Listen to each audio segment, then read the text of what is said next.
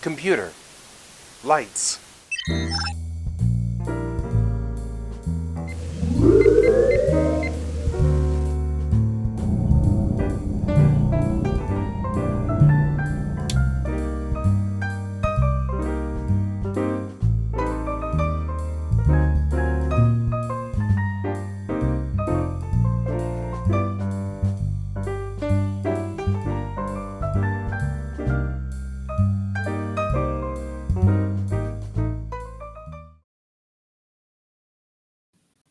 Good morning, everybody. Happy Friday. It's artist check-in, but nobody's here because you don't want to be here. That's okay. Right? There you go. One better. Oh, gosh. It's all right because I will just continue on continuing on as I oft do. We don't have music though. We need music. So I used the Metaballs thing last night and did a new version of the Shuckle shell, and I like it a lot better.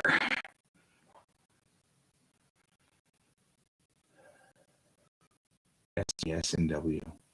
Oh, okay, we just call it S&W because it doesn't need to be that complicated. So, all right. I really do. It's very funny. My inner 12-year-old digs it a lot. It's not cool. So there you go. Alrighty. Well, these guys look like they're fine. So we'll import wavefront object and do the lower leg. Right, lower leg. So we did a lot of things last night where we were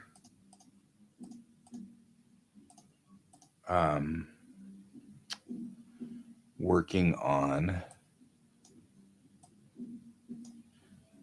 making these less complicated. Excuse me. Making them less complicated and bringing the count down on the what's it's the polygon count.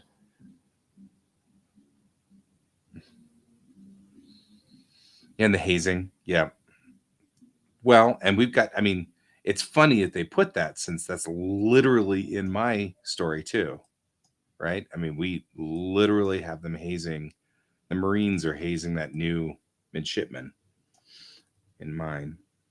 I think that's funny.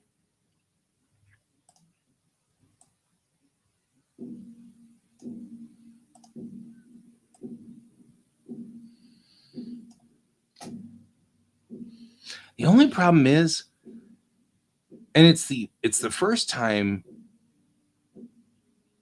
in the series that I've had this problem. I don't like that dress uniform. And it's okay. I mean, it's totally fine. I just didn't particularly care for that dress uniform. Nobody asked my permission, so it's all good. But it still was kind of like, again, why are you off center so much?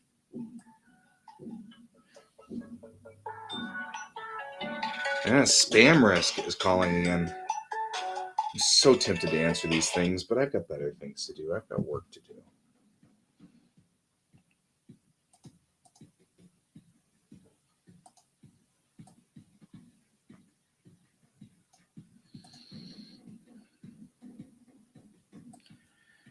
All of these are so far off center. It's so weird. Wow. It's almost like right, that's what I was thinking. It looks more like a race uniform or something like that. Like, I don't know.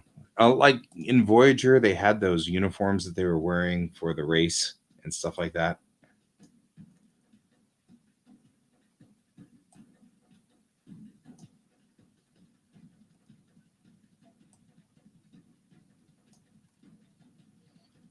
where the center is.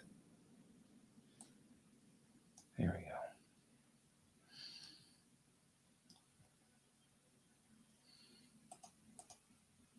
There we go. Just that center point right there is where this hinges off of, right? I mean, so if I hinge it, I want it to hinge here, not hinge somewhere else. So weird.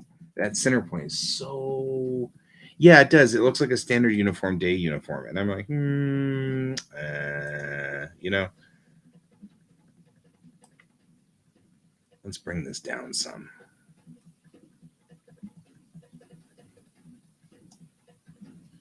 There, much better. So one of the things we were trying to do is get the count, the poly count down because it was so huge. The poly count was higher than it was for the humans.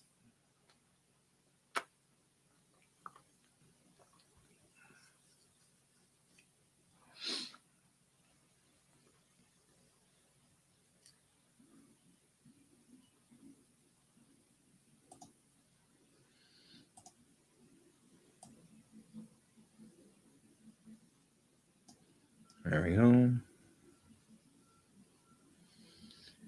We're just going to get one leg in and we'll be fine.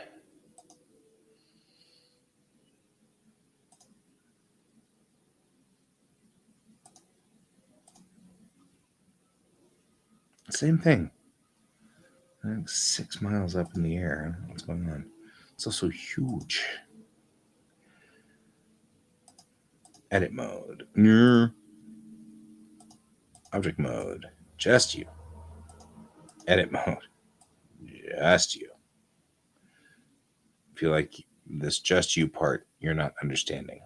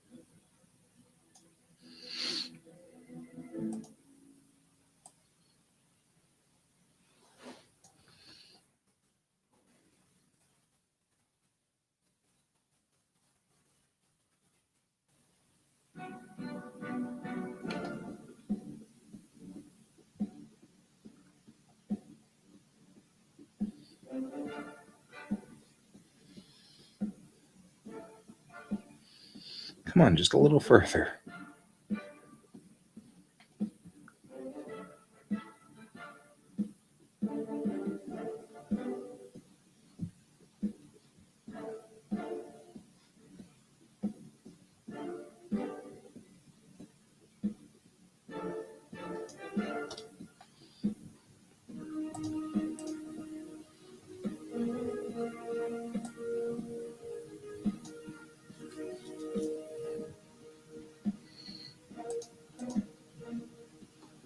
Although it was cool that the end of the episode, she was in a scant like number one was. I love that scant. That is the coolest. I dig it.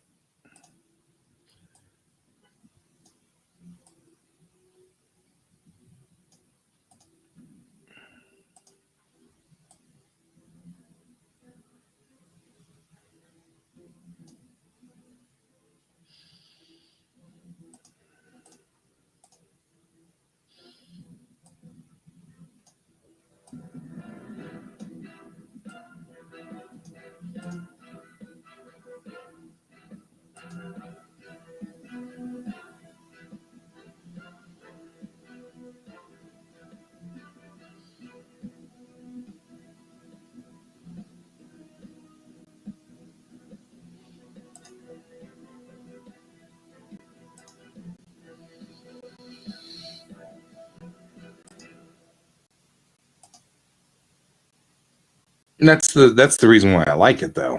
They've taken the same outfit concept, but they made it less designed for the male gaze and more designed to be something that an actual human being would want to wear.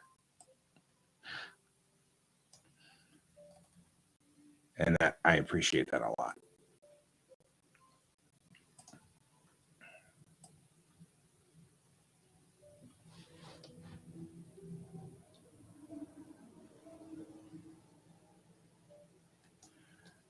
The male gaze is like a thing that's very fascinating to me at this point in time. As I mean, we're spending a lot of time on here talking a lot about targeted nudity, almost like the intentional usage of it, um, to make a point, to make an illustration. And it's important that when I do those scenes, they can't be done for the male gaze. And as I maybe it's like as I've grown older, I start to realize a lot more about how giving the characters agency is so important. Not just giving people agency, but also giving the characters themselves agency. A choice to be sexy, a choice to be, you know, an object of desire. That's an important critical thing. And so that's why I think I like the new scants so much. They're not designed for guys to look at the girls. They're designed for the girls to have people look at them if they want. Sort of thing. There's like a difference in mentality. And it's important. It's also important to exist without being an object of desire, just to exist. These things are fascinating things to learn. You need to be like really minimized too. Good heavens. Subdivide, decimate. There we go. Look at that. We can bring down a lot here and still retain the concept of this finger. So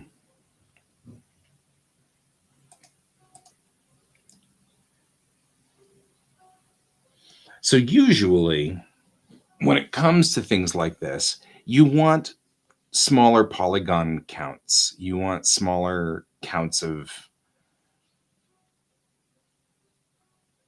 you want smaller faces. And the reason you want smaller faces is because you don't necessarily want to have to keep doing what happened over here. Whoa, Haas.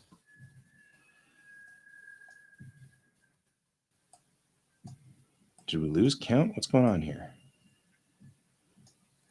Did we just really screw it up? Is that what's going on? No? No? Looks fine. Weird. Weird.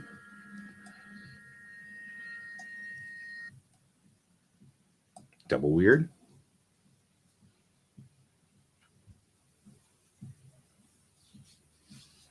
Yeah, actually, there were guys in scants for 3 scenes in the original first season.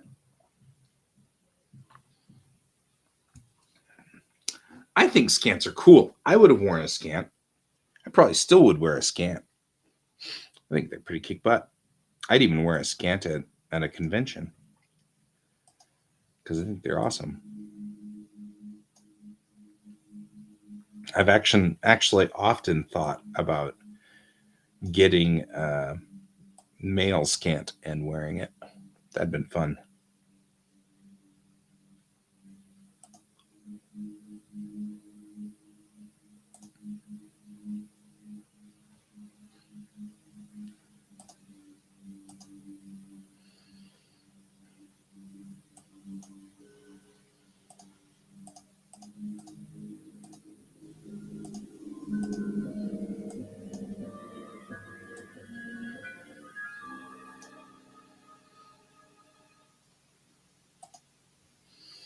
However, I mean, I've got Scottish heritage, and so wearing a dress is kind of commonplace.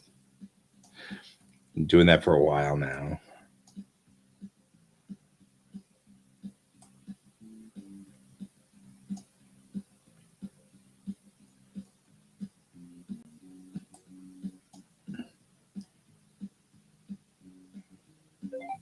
Yep.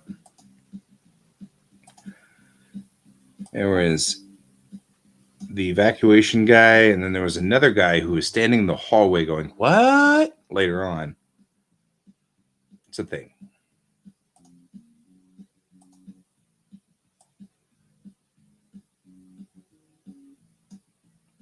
Let's not do that.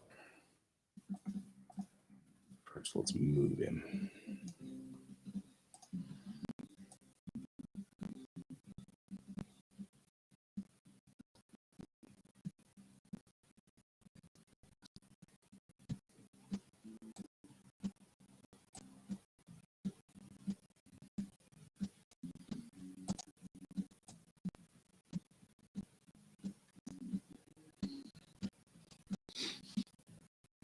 I do a kilt in real life.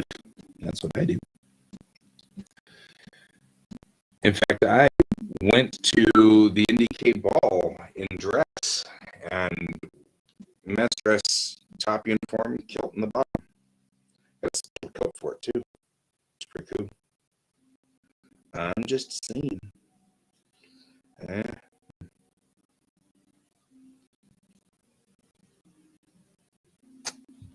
So, yeah.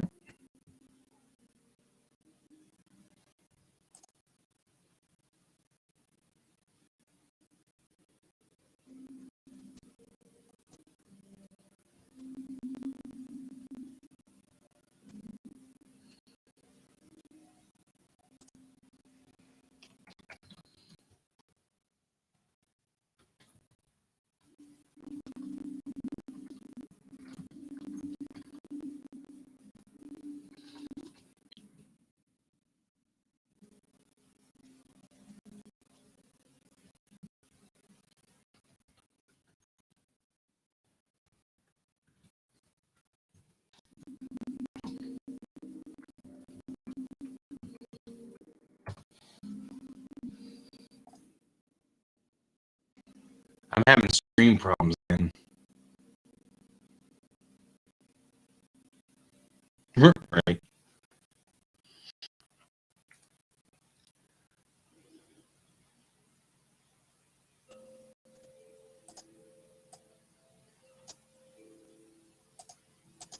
All right.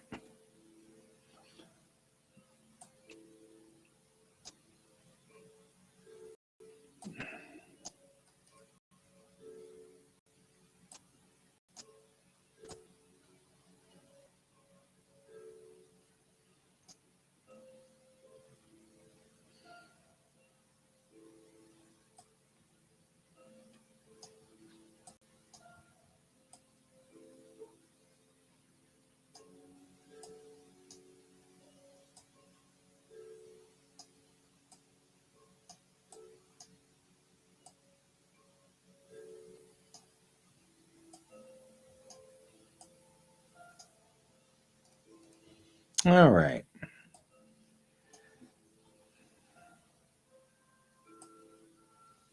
I'm trying to kind of get a little bit more out of these guys before I. We're probably going to have a couple of iterations of the Chakrana as time goes on, but I feel like this one's a better one.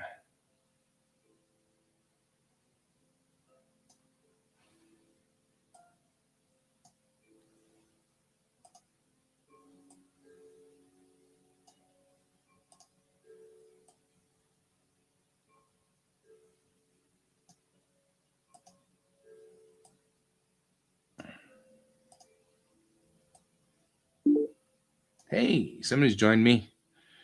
It's Colton. Colton the Magnificent. Colton the Inevitable. Colton the not quite joining. Colton the bombed out. Oh well. We had him for a second, and then we lost him. He's still there. I don't know. He dropped. He's coming back. It's like a transporter malfunction here. We have him, sir. No, we lost him. Oh no, get him back. We're trying to switch to channel B. Oh, whoa. I got lag. Interesting. Yeah, Can you hear me? I can hear you. Can you hear me? Oh, okay. Yeah, I can hear you. Yeah, I've got a red bar most of the time on my transmission today. So we may have, it's going to be a fun day. I can already tell it's going to be a fun day. It also might be me too. I have lag going on. It started from the very get-go here. So interesting. Maybe that's why I kept having problems. It kept kicking me in and out because I kept trying to connect to my Twitch. Could be both of us. But since it's not, that's weird. Yeah, you're spazzing. It's funny.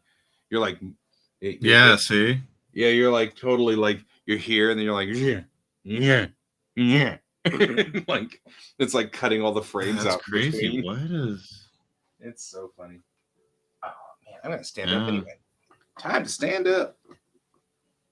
I'm wondering why I'm lagging so much. That's crazy. I didn't know. Could be Colorado. Could be the network.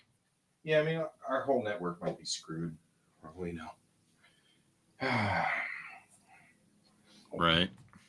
You and I are just going to get to work, man. Just do the work. Do the work. Export UV layout. First, select the whole thing because for reasons that I have yet to figure out. What the? That's weird. I just work here, man. All right, we're going to do this. Sorry, Avasarala. Pull you back up. For some reason, my tablet pen is reading on my other screen. That's weird. We did go through an update. And though, knock on wood, so far, my system seems to have gone through the update all right. A couple of my buddies have had completely bonked computers after the update. Oh, I did all my updates yesterday. Computer, stop. Thank you. It's like, this might answer your question. I'm like, no, it won't. So. That's funny. Not uncommon in my world. That's not uncommon.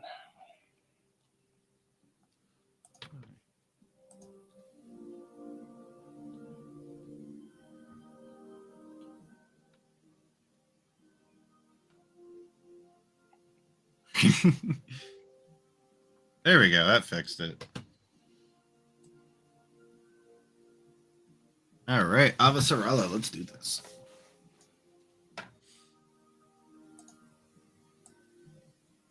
I like how we both went right back to what we were doing. Yeah, I know. We were just exactly where we were not more than like 6 hours ago. This is us. Welcome. Well, I guess it was 9 hours ago. 9 hours ago, yeah. Yeah, but this is us, man. We got work to do. We just got work to do. Right. No screwing around. We got work to do. Yeah, get it done. Get her done. God, I haven't heard that in a while. That's funny. Crap, did I do that wrong? I did that wrong. I'll bet you I did that wrong. Because the default for this is not, in fact, to export only the thing you have selected. I swear. I don't know if I have a workflow that goes against everything in its entire plan. I don't know. But why would you do? Well, every time I do something with a program, it's like Well, yeah, but that's not the way we normally do it. So the defaults aren't set that way. So you're going to have to remember 16 different things. It's like, okay. Like with Blender, as a great example, I always do multi-segmented things. And the default is to export the entire model. All of it, even if you just selected one thing. So like here, I've selected just this lower leg. If I don't check the check mark box, which is always off, if I don't check it, then it will export all of this as one object with nothing in between. And I'm like, I mean, is that normal for people? Just seems like it's a thing, you know? I don't know. Right. Frustrating. That's all.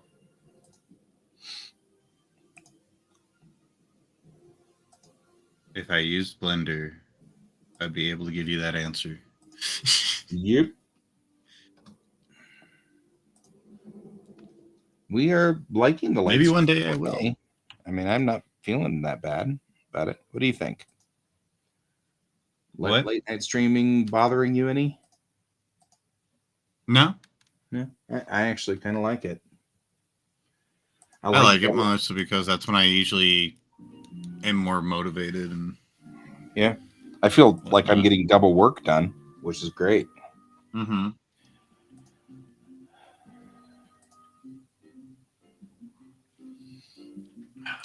Chakrana 2. And once again, it's like just random numbers. I don't know.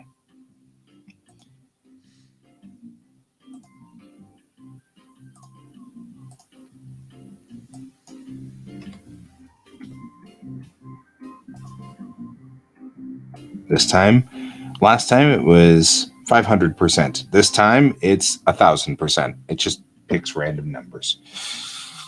Okay. Weird. Right? I don't understand.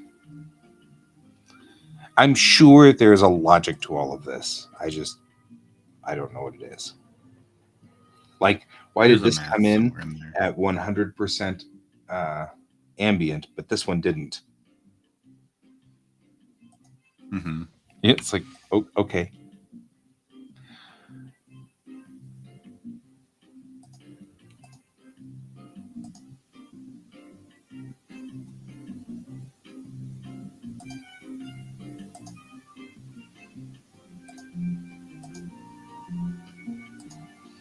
Oh, and the hand is also 100% ambient. But not the leg, just the hand. I don't get it.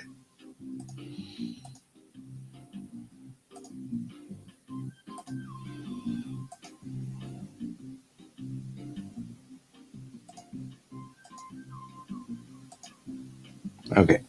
No other fingers, apparently. Oh, that looks better. Weird. All right. A little bit more. World of difference, apparently.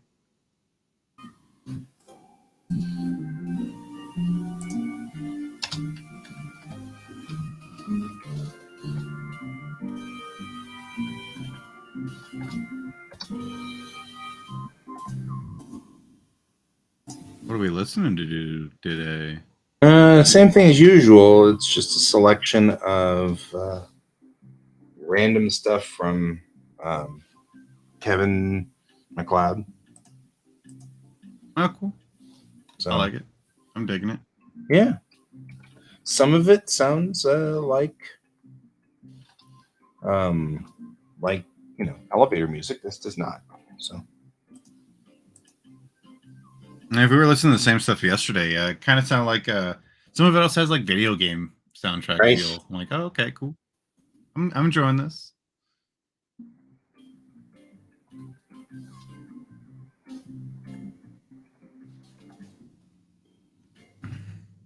Some stuff that's really solid.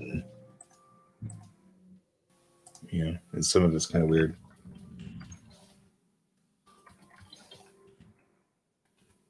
you go? There we go.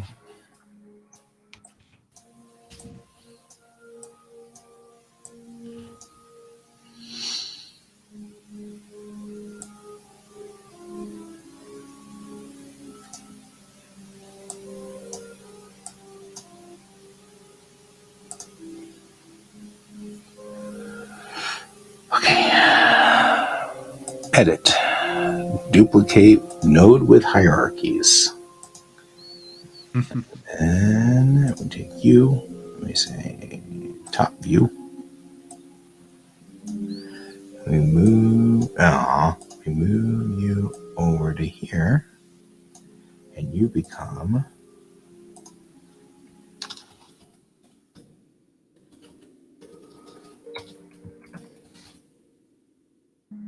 back left upper finger.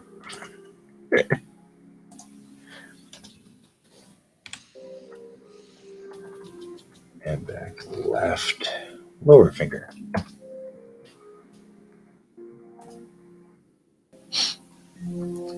So my dad had a book that he really loved called The Education of Littlefinger, or Little Tree.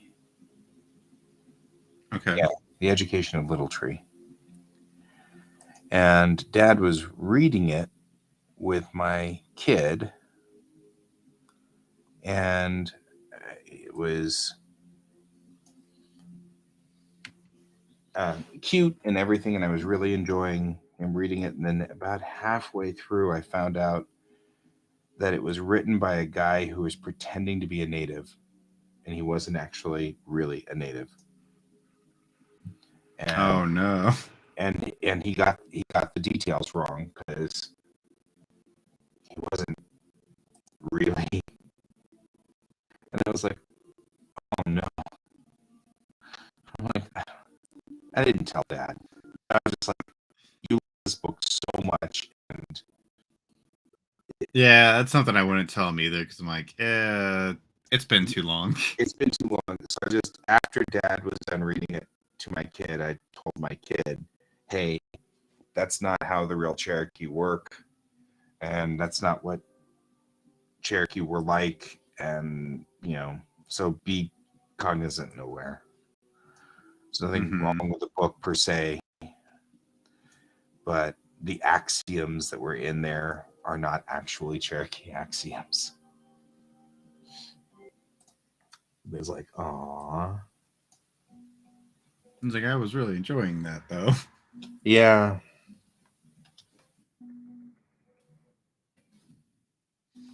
But I get it. Yeah, and it was just sad. That's cool that your son actually acknowledges that though when you say that though. Yeah. Yeah, I mean, like he actually can process that concept of like, oh, hey, those axioms. I'm like, what? Really? Yeah. That's cool. Yeah. My kid's got a lot of vocabulary, but the biggest problem is then I had to say, don't tell your papa this either. But why? Because all you're going to do is just make him mad, and it's not worth the fight. Because he's going to call it woke or something, and he's going to be all upset that... Oh, using the vocabulary. Yeah, and he'll decide... Papa, why aren't you woke enough? What? Yeah, well, so I've actually been thinking a lot about this because that's a big complaint right now in Star Trek is it's too woke, They're replacing everybody with black people. Oh God, and stuff. Okay. And it's also the year what? Yeah, I mean, my favorite meme. We should be way past racism and all that stuff by then, anyways. But my favorite meme is 1964. Pike says, "I just can't get used to having a woman on the bridge." 2022. There's a picture of Pike with all of the bridge people, and only Pike and Spock are male. Everybody else is a woman. It was like really I've funny. seen this movie before. It was very funny, and it was right. But it was funny because I actually did not notice until that meme. I was just accepting it. That's crazy. Right? I mean, we knew that they were going to make a reference to that because in 64, that was a statement he was making. Mm-hmm. Roddenberry was talking about how there should be women on a ship's bridge, and let's call out the fact that Colt is here and that number one is here, and they're both women on the bridge in command positions. Right. That was the point. That was what he was trying to say. And in 64, saying I just can't get used to having a woman on the bridge was the way to make that happen. In 2022, that's kind of a given. But it would still take That's kind of where I've hit too with that. I was like, knowing what the year that they're flying these ships, like, you don't think we would be over this by now? Well, it's not that. They're talking about the fact that there has to be a gay person and there has to be and I'm like, oh, that part. I mean, that part. that part I do understand. Like, except that I actually have been kind of thinking about this a lot, and I kind of understand what's going on. First of all, there are two different things going on right now. You know what? I shouldn't do this yet. Let's delete this. There are two different things. First of all, it's there's a couple of things I've noticed that goes on in the way that we operate in social media. For example,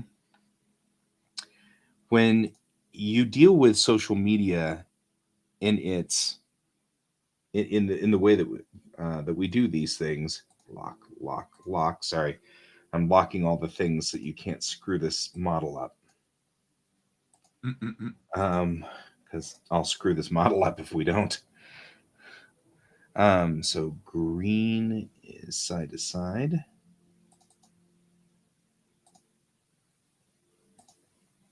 So we'll call it that. So one of the things that I was saying was, first of all, Star Trek has been woke since the very beginning. It's always been woke. You can't say it's not. It's just that the woke in 1960 was, putting somebody with pointed ears on the bridge because that was wrong, or putting a black woman on the bridge because that was wrong, and so that's a different story. Damn it! They all have to be screwed up.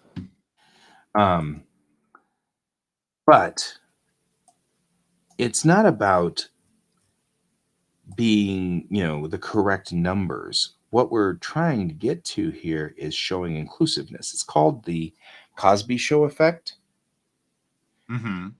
And it's something that, even though this is another one of those sad that Bill Cosby screwed up his own legacy, because the Cosby Show was actually groundbreaking, because when they made the Cosby Show, they were originally going to have the Huxtables be, shop owners or something like that. And Cosby was like, no, one should be a doctor and the other should be a lawyer.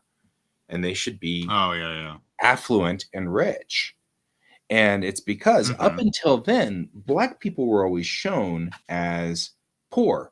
Even the Jeffersons, where they had become rich, they became rich by complete accident. There was no way they built it on their own. They were just there, and somebody threw money at them and they became rich. And that was part of the comedy was Black people thinking they're rich. Right? So our media was always portraying Black people as poor and keeping them in that sort of slot so that society kind of kept them poor. Right. And so the Cosby Show brings in two Black people who are rich, affluent, have well-educated children, who have just your normal everyday problems like every family in America. And it revolutionized the way that we saw Black people, because now they were normal. They were just you and me. It was just normal people. Right. So it's part of, and actually Gene Roddenberry understood this concept in 1967. And so he put Uhura as a normal officer on the bridge. Just there she is. And you accept that or As a not. regular person. Yeah, she's just a regular person. But also, Spock was an analog for that too, because he was an outsider and an outcast and all of that stuff. So he was also normalized. But more importantly, Chekhov was put on the bridge because we were in a Cold War with the Russians. And the idea was, hey, Russians are normal people too. So he's putting Chekhov in there to give Russians a face. This has been in That's Star not Trek. a war face. Right. That's not, and I'm here to kill you secretly. I am Chekhov's gun. I am here to blow up the ship by accident or by intention, it was so part of the whole thing is that the mission of this has always been that way. It's always been woke, so to speak. Why aren't you moving? There we are. Mm-hmm. In that manner.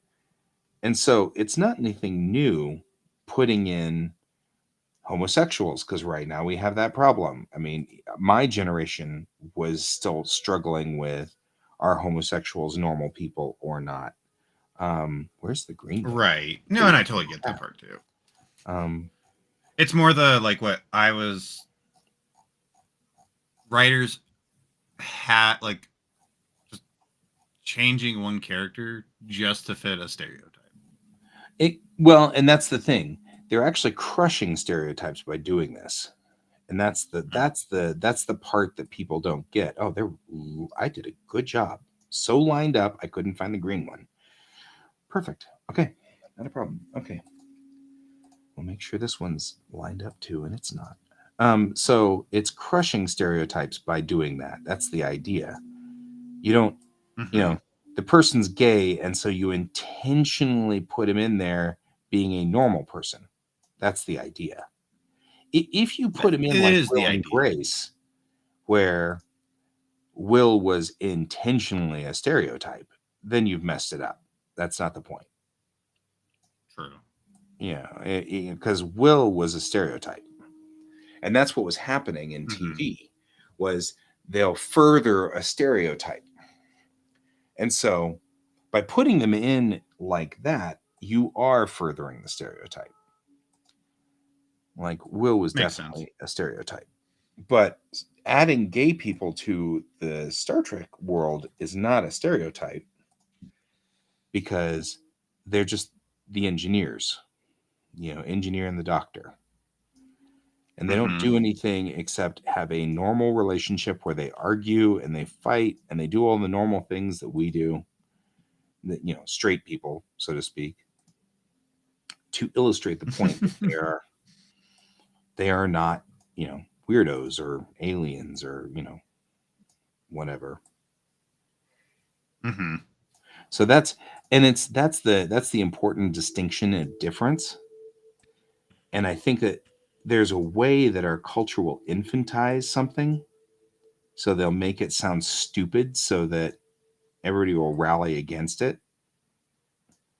And That so makes we sense. have to kind of be careful with that, because I feel like that's one of the things that we do in our culture. But I've been thinking a lot about this because the truth is, humans are stupidly, weirdly diverse. We're radically We are. diverse. We're so weird. And there's so many things that are just like, that's just really weird. Why do you do that?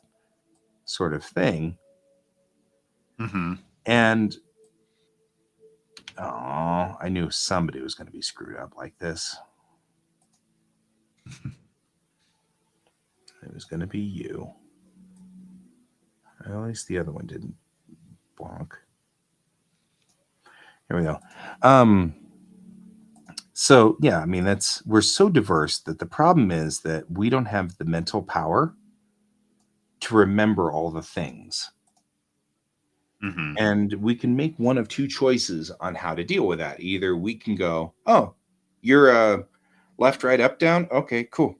Or we can go, what? You're left, right, up, down. Everybody is a, down, up, left, right. You're wrong, And that's the difference between sort of the liberal mentality and the conservative mentality in that particular aspect. The conservative mentality tends to go to the please conform, please stop being outside of, Mm-hmm. please stop being in the margins. And the liberals are like, there's no reason to really discriminate against the people on the margins. Right. So the woke stuff is just, let's bring people in from the margins because there's no reason to discriminate. We don't see any reason. Culturally, there's no reason to keep these people from being in the margins. They don't need to be in the margins. We can just expand the margins out to the edge of the paper, so to speak. Mm-hmm.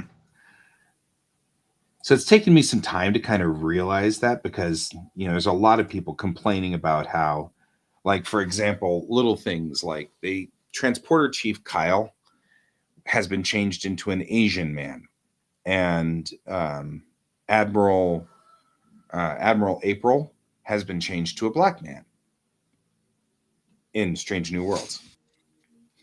And I mean, within the Star Trek world, like that part, the only reason I could see why it's, I want to say, not annoying, but like people are having problems with it is because they've already casted that person back in the day. Yep.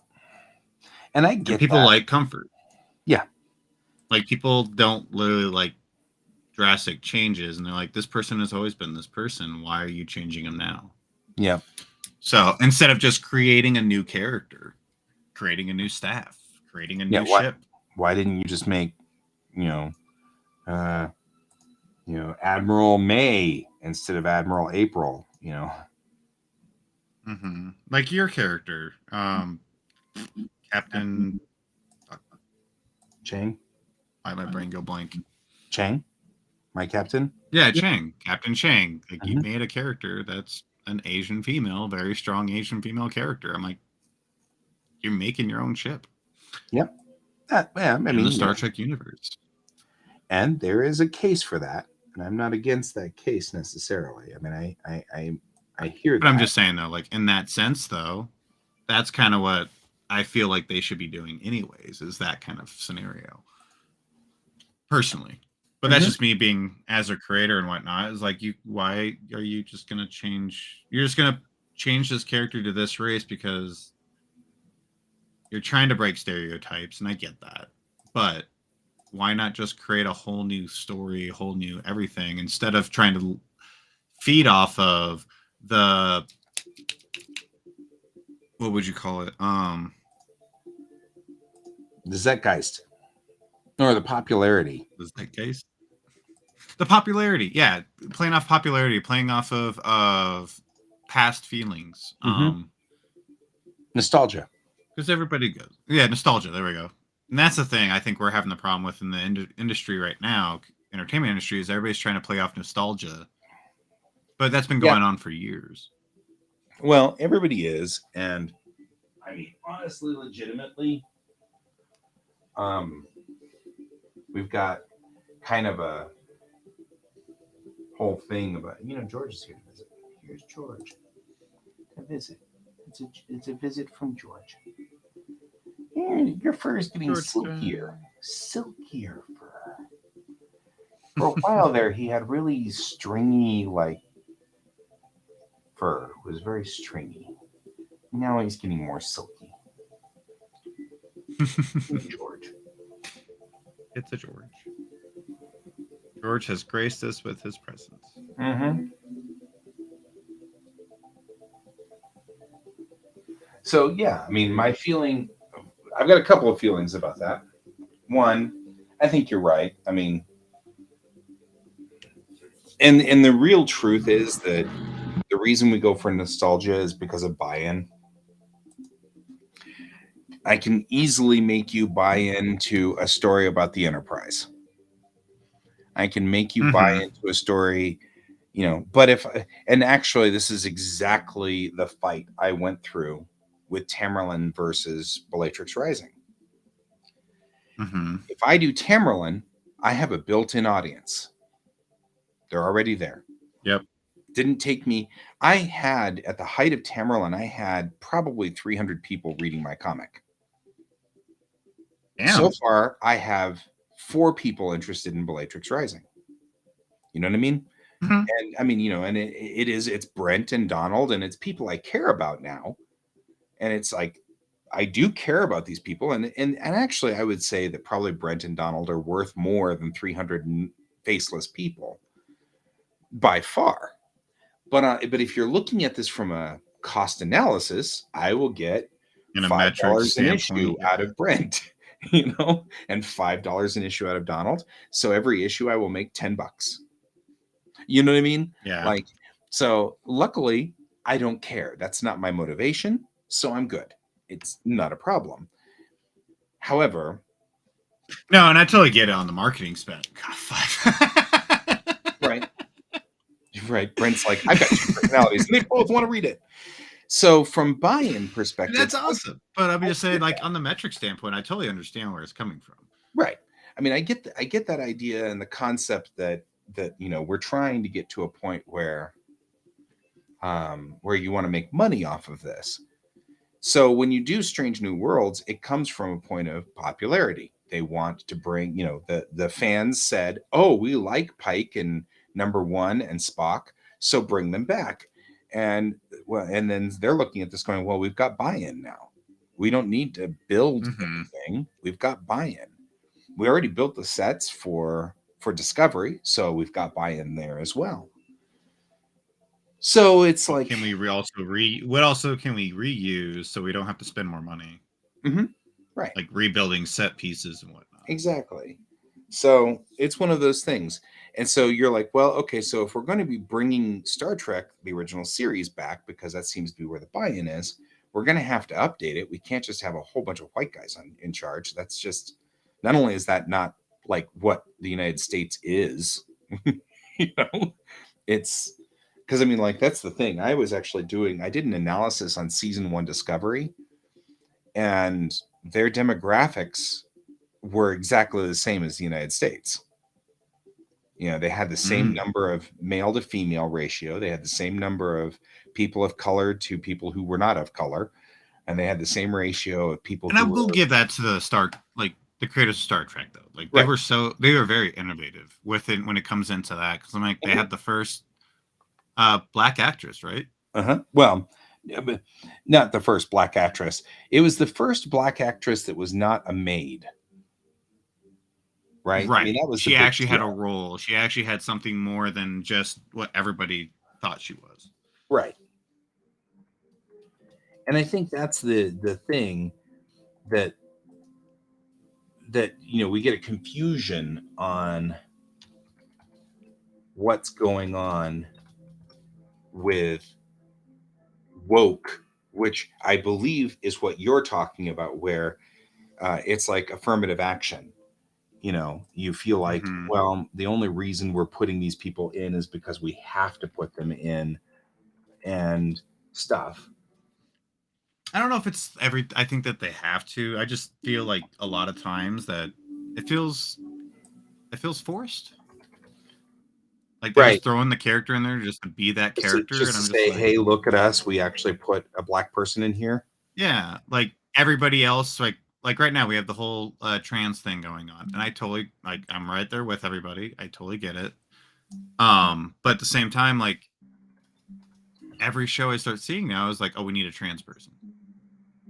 I'm like, did you really need a trans person just to have that, like this character? Is that my thing is with that is, if you changed that character to anything else, would it have mattered within that story?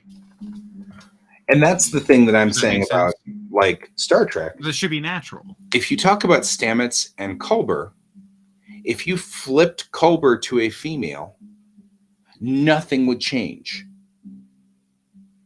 You know what I mean? We need a person that put a check in them. Right. Well, and that's what I think when you say woke, I think that's what they're meaning. That's the intention. Mm-hmm. It's not that you're doing it because it's a natural progression. You're doing it because you're trying to check a box, like Brent's saying. And I think that's the Right. reason why, and the reason why the left bristles at that is because is that happening? Probably. But to assume it's happening is probably inappropriate. You know what I mean? Mm-hmm. Like how one of the biggest complaints that we've always had was you shouldn't be hiring a black actor to check the box. You should hire whoever is best qualified, right? So Right. when people were up in arms because Robert April was cast by that actor, who actually is a great actor, I said on there, how do you know he wasn't the best qualified actor? I mean, we've been Mm-hmm. sitting here complaining that, you should only hire. How do you default to we only hired him because he was black and not we only hired him because he was the best guy that walked in the door and we had a whole bunch of colors come in? How do you know? Mm-hmm. You don't. You don't know the different. You don't know whether they hired him because he was the best actor and they just didn't care what color he At that was, time. or Right. whether they hired him because he was black. And so in that instance, that becomes, you take the woke and then make it too much of a problem. I mean, one of my favorite things was Caitlin Dar, which was the Romulan character in Star Trek V. It's one of my favorite Okay. stories because the actress who played Caitlin Dar, her name was Gao. I can't remember her first name. Anyway, she said it was the weirdest thing I had ever seen. I went into this casting call and they said it was alien. And so I didn't know. I wasn't a fan of Star Trek, she said, so I didn't know anything about what was going on. I didn't know what a Romulan was. And I went in and I sat in the room and I looked around and there were men, there were women, there were people who were black, there were people who were white, there were every race was, it was bizarre. And apparently William Shatner, bless him, just said, I want somebody in here and I don't care what they do. I just want them to be able to read these lines. And I he just want someone that literally can opened actually the be cattle legit. call to everybody. Nice. And she got the part, and she's an Asian woman. She got the part because she was the one that read the lines the best. So, To what they were liking. Yeah. right. She's like, it's the first time I had ever gone into a casting call that wasn't a room filled with other Asian women. It was like, I've never seen that. That would be big. Yeah. That was bizarre. I totally understand that concept. She's like, Right? wait a second, what? And the thing is, I think Star Trek he set a precedent with that. That's not the only Star Trek where they just opened the door and said, we want a woman here, or a man, or just said, we want somebody here and we don't care. Right. Who can read this technobabble, But who can make this sound legit? Yeah, in every casting that I have ever seen, I can see that they do a racial line, but the call never calls for a racial line. And I find that interesting. Like, so it's more of a later on thing. Yeah, like for like after Geordi, after they became who they are, then they're like, oh, now we can put this in here, or we should put this in here. Things like if you look into like how Next Gen was cast, Worf was all kinds of people. They were casting anybody to be Worf, as long as they were male and big. They had to be big because it's Worf, right? But like Geordi, originally they had white and black actors for Geordi. They knew he was going to be male. They knew he was going to be blind, but they didn't know anything beyond that. The checkbox that they were checking there was disabled. So if you were to look at a checkbox, but as the casting whittled down, it became all black people in Geordi's position, which means that somebody made a call. You know what I mean? But it didn't start out that way. At some point, yeah. Yeah, somebody made a call and said, this has to be a black person or whatever. But that sounds to me not like the initial Gene Roddenberry calls. That wasn't what Gene was after. You know what I mean? That came from a suit somewhere, which I find That also moved up the ladder for a bit. Yeah, yeah, that's fair. I find that fascinating. And that's one of those things. It's like, I get it. I see what's going on. I understand. I just, Yeah.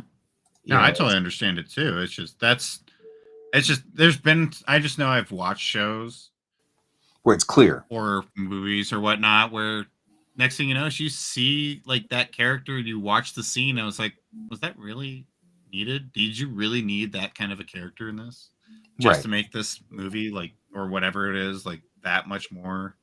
Or were you guys doing the same thing like Brent said? Were you checking off the box just to appease for that generation at that Right. time? And who And like knows? I Star mean, Trek that I know of has never really like they've always been really good about it. well, it's because they're representing, not woking. You know what I Not mean? woken. Like, Yeah. well, because the woke word is derogatory, implying that you're doing what Brent's saying, checking off a box. Hmm. And the mission statement behind Star Trek is we're going to take these marginalized people and we're going to put them in here as normal people. So we're not going to Right. highlight them necessarily as being marginalized, although we're going to mention that they are in a marginalized group. But what we're going to do is represent them like Stamets and Colbert, Hmm. which the entire intention is to show that they are just a normal couple and there's nothing weird about them. You know what I mean? That's the Right. important part. Because and this is kind of an important thing. I have a buddy from junior high who was one of my close friends, and he came out of Hmm. the closet in like 2000. So it was a long time after we'd been hanging out and all this stuff. And he came out of the Hmm. closet because he got involved with another guy. And ultimately, those two would Nice. get married, right? And they're still married and they're still a happy couple. And although they are kind of an odd couple, but that's okay. But he's, Hey, it's, well, I mean, like, I, that's their thing. it's a thing. It's a thing. Anyway, but I knew from like high school and he didn't, but I could sense it. We were looking at girls and he wasn't. You know what I mean? Right. And it was like a thing. But I started to realize something, and that is that the important thing is to have somebody that you really care about be in this marginalized group to truly understand that they're not weird. And I think that's the key important thing.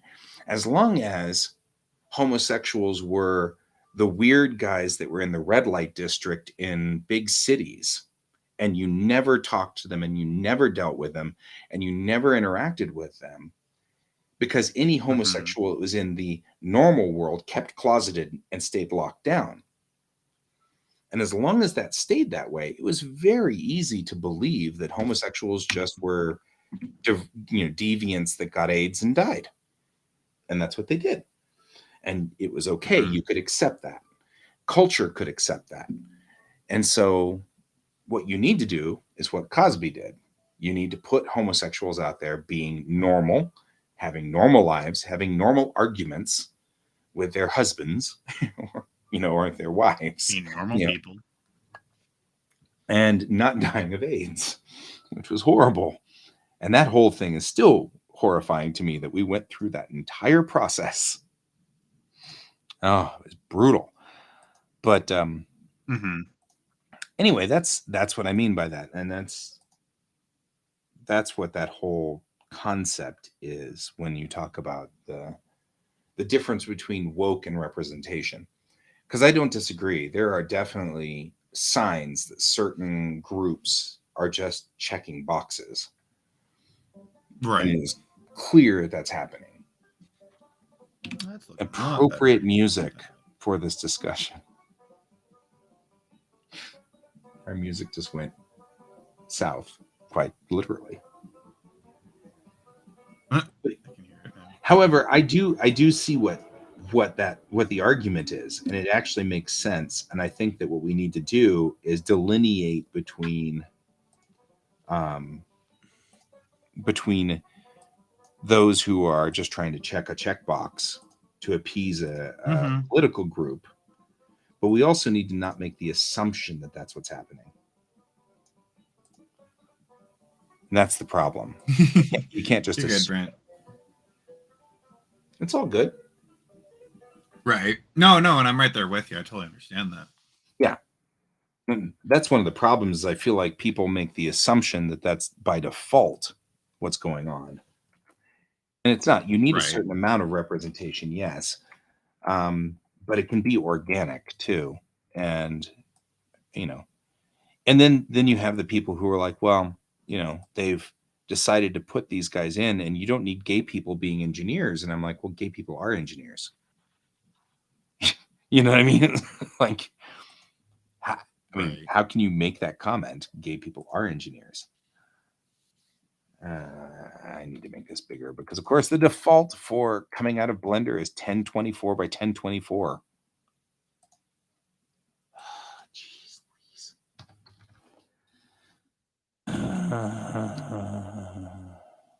stuff hurts my heart. All right.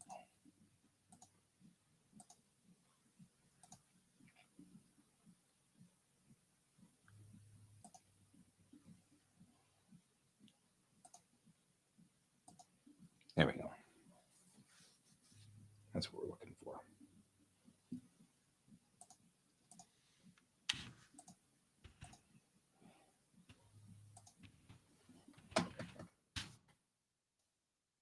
So yeah, I don't know. It's something I've been really thinking a lot about. There's a lot of things I think a lot about now. And I find that fascinating as well.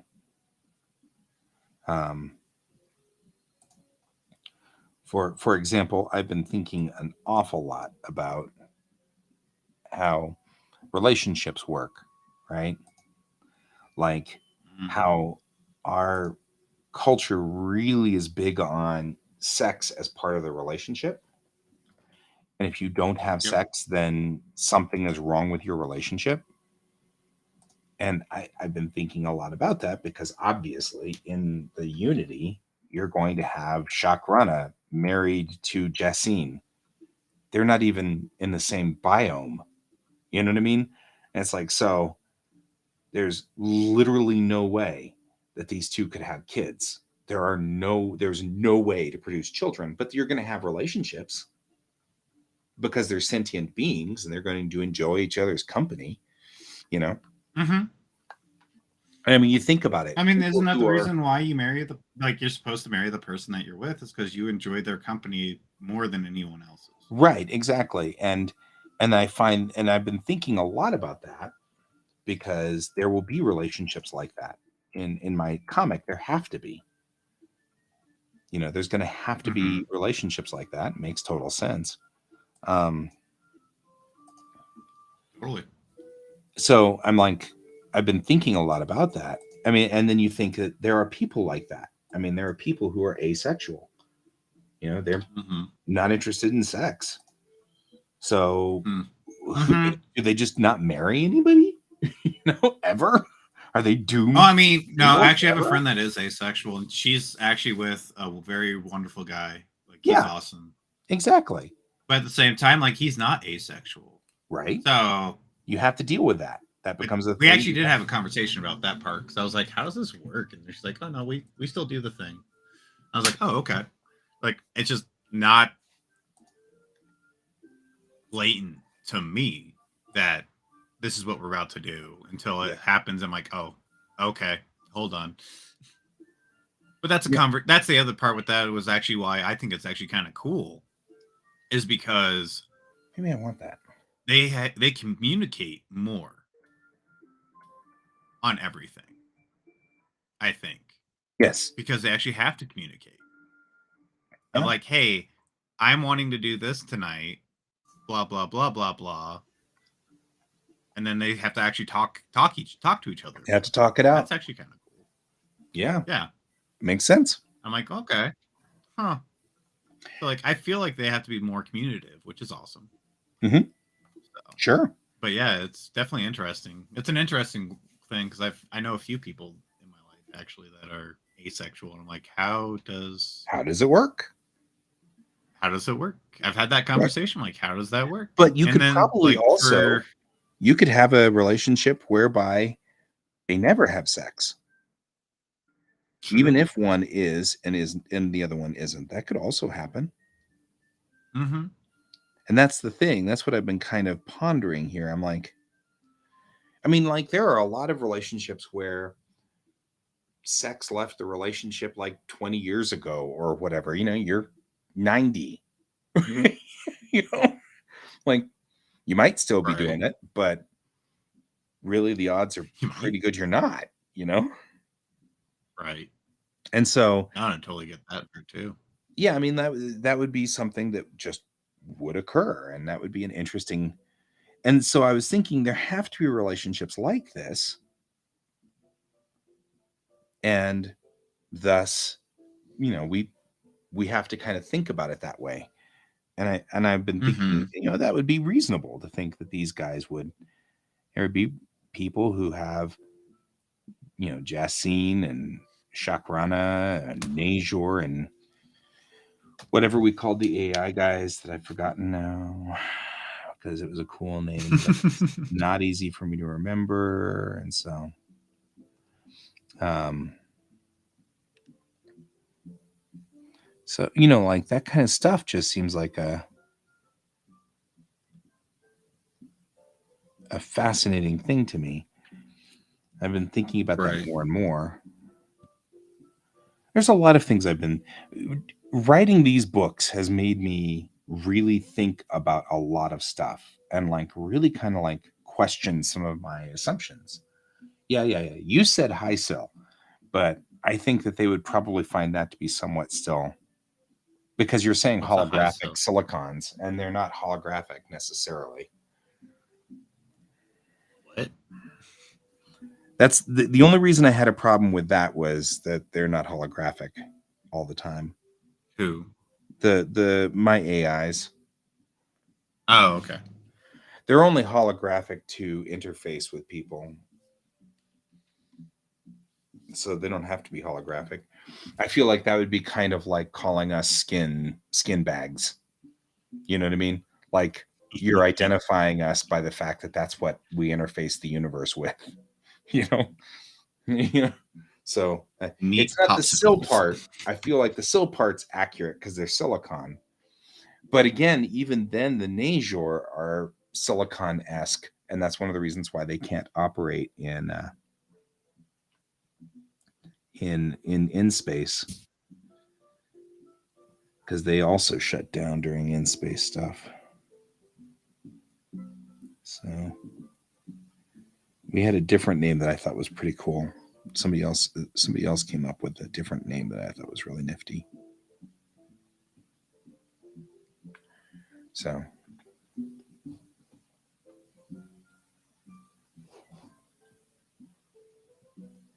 Now for the block in. This is gonna take a minute. I was gonna do this last night, but then I kept looking at him like I really don't want to do this right now. yeah, This whole block in of all the filigree on her clothes. Also, I was in that point. I was like, I'm starting to get tired. I don't think I'm gonna make good choices. right. And then I'm gonna look at it in the morning, going, "Damn it! How am I gonna?" Then I'm gonna put more energy on like, how am I gonna fix this? Or should I start all over?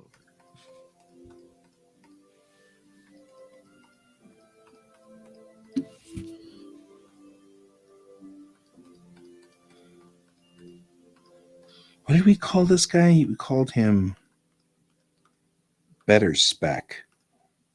That's what it was. Private Better Spec? Yeah, he was Or was it Sergeant General? Better Spec. Sergeant. Yeah, Sergeant Sergeant, Better that's what Spec. it was.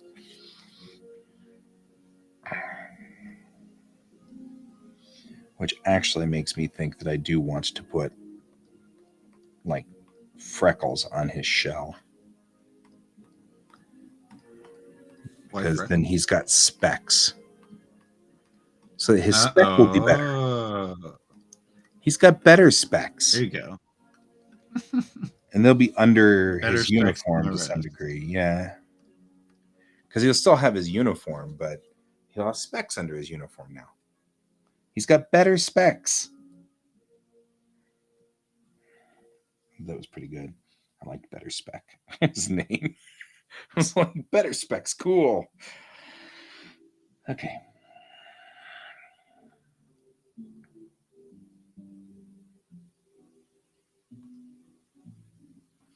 I actually think I will save this as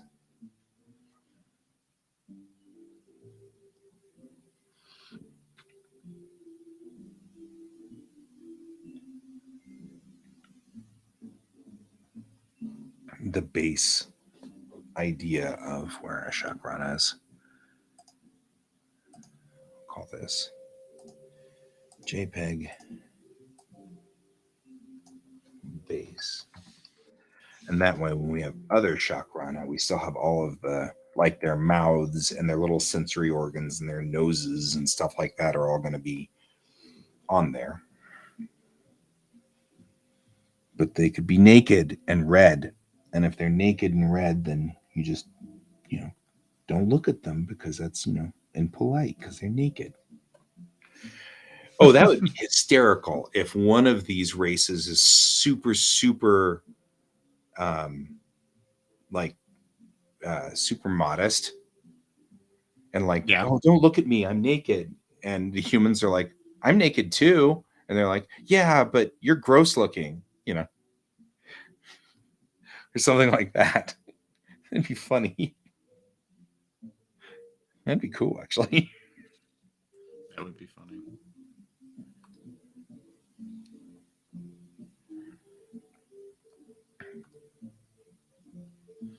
Or you could do the whole like, wait, you are? Right. Are you sure you're naked? Like, I don't see a difference. Yeah, you look like a weird monkey ape to me. I don't know. Except that we don't have monkeys or apes. No. What are you? You're 8. So you need to be 8. Dork.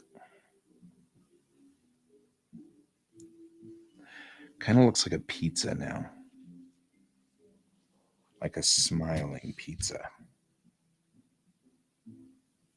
Just saying. Colton, it's smiling at you. Why is my pizza smiling at me? Okay, I also don't feel like that's leveled correctly. So let's get this straightened out. I'm going to go from here to there. We'll go from here. Nope. You did it wrong. There. All right. Now the pizza can smile correctly.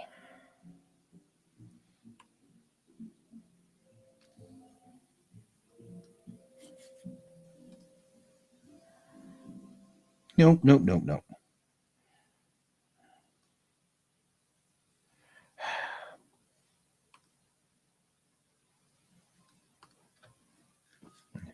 It's the first one for the show. Wrong layer? Yep, I was on the wrong layer. That's not his antenna. Dun, dun, dun.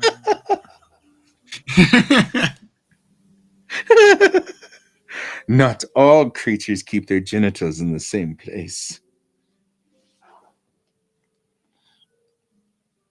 I keep mine in my knee. Are you actually acknowledging the His quote that I'm antenna. making, or did you just like randomly actually trip over the right answer? Apparently, I randomly tripped over the right answer. Wheat. That's a quote from Star Trek 6.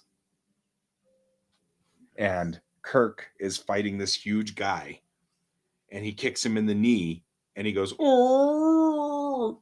And he's like, "Whoa, I didn't realize I kicked him that hard." And Marta says, "Not all creatures keep their genitals in the same place."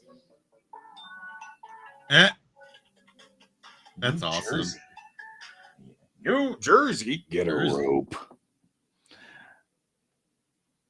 So anyway, yes, you just actually happened to trip across the actual quote, like the That's real awesome. reason, the real thing. Well done. That's great. Wow. Completely by Look at accident. that. I'm impressed, actually, like duly impressed. Good job. Good job. From the scene from the movie.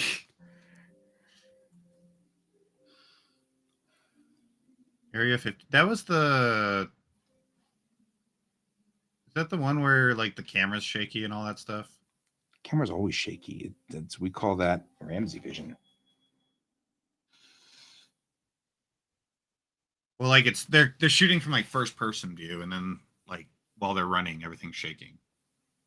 That sounds disorienting. That sounds unfortunate. There's some movies that are that way. Ramsey vision. Like Cloverfield. Yeah. That's the Blair Witch effect. Yeah, Blair Witch. Yep. That's what started that. By the way, Guy, are you still having that I drew on the wrong layer up, or is my computer frozen? Oh, no. Should be done with the layer. I think your computer is zorked. So my live stream is freezing. Yeah, I didn't talk to you. No, it's fine. Okay. No, I don't have a question, computer. I'm good, thanks.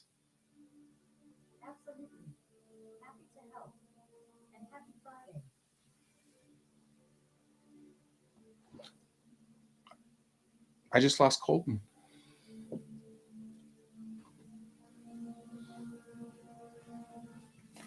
I lost Colton during an interaction with my computer. Not you.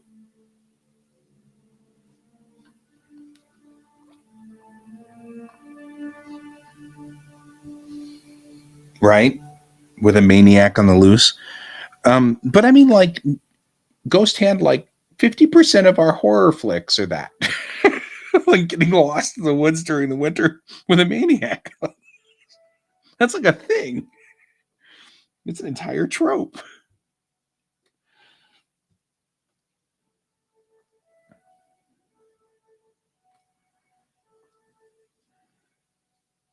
And hello, Ghost Hand. Good to see you, bro. And that's not the size that I wanted that to be. I want 8. This is a. So you remember when Hone was having a problem because they blew out everything in their system and lost all their stuff, and it was horrible, and they were crushed utterly? Here is a great example, Hone, if you happen to be watching, which I don't think you are because I think you're working tomorrow, but here is a great example. I made the Chakrana, and yep, you got killed off there, Colton. Yeah. Awesome. And I also fixed my camera issue with whatever I just did. Whatever you just did it well. Anyway, this is a great example. I was saying to our dear and beloved Hone, who had that horrible crash that wiped out their entire system. And I was saying that sometimes it's a good thing, and this is the perfect example of it.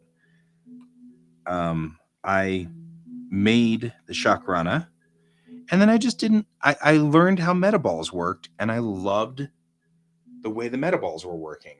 And I was like, oh man. And then we played with metaballs all day. Redo the shell in metaballs because it looks better. And sure as the world, it does. It looks so much better. But not only is it better, but this is a better picture. and it's a better map. The UV map's better. Everything's better. And so the second pass through on this, even though it does look like a pizza right now, the second pass through is actually so much better. Okay, how did I lose this guy? I didn't. I need that turn. That's the layer I need to turn off. So the reality is going through and doing it again has actually improved what we had the first time. It actually is better. It's a better creature. I was able to do a better. He does look better. He looks a whole lot better. In a minute, well, in a few minutes, I'll put him in and make him even more awesome.